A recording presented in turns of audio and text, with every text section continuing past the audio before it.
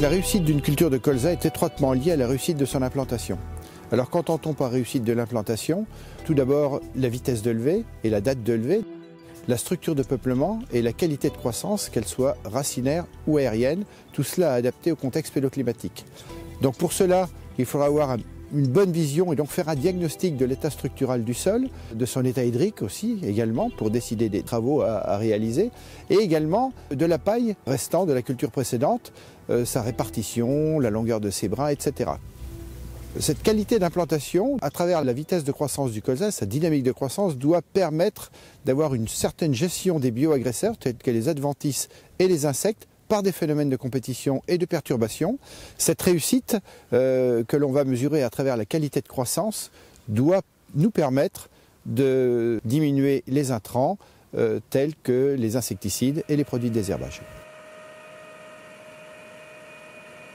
Commençons par l'essentiel, la qualité structurale du sol, la gestion des résidus pailleux. L'idéal, c'est quand même de faire un petit profil, un profil qui va nous permettre d'observer la présence d'une compaction superficielle ou profonde.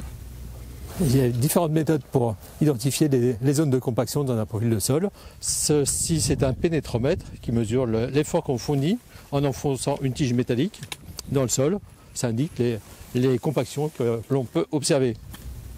Une autre méthode, c'est la tarière. Le technicien, c'est l'effort qu'il fournit pour enfoncer la tarière dans son sol. La troisième méthode consiste à prendre une fourche à bêcher, de l'enfoncer dans le sol et d'identifier les mottes que l'on sort. Le quatrième moyen, c'est la fosse pédologique. Ça permet de voir le sol et le sous-sol. Ici, on est dans une situation de travail superficiel à 10 cm de profondeur et on a différents horizons. La couche de surface bien structurée jusqu'ici, un peu moins bien structurée ici,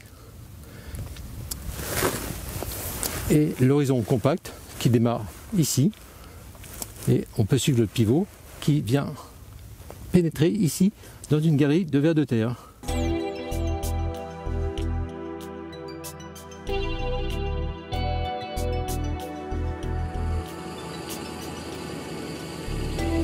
Lors de certaines intercultures très sèches, il est quand même préférable de faire un travail de déchômage pour permettre à la lande d'entrer par la suite.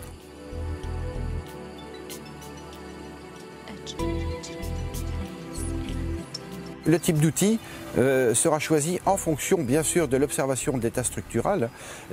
Par exemple, si on a une semelle de pseudo-labour à 10-12 cm ou une zone de compaction, on essaiera avec un outil à dents de fracturer, de fragmenter cette zone de compaction. Si on a une très bonne structure, on peut se satisfaire d'un travail superficiel au disque, par exemple.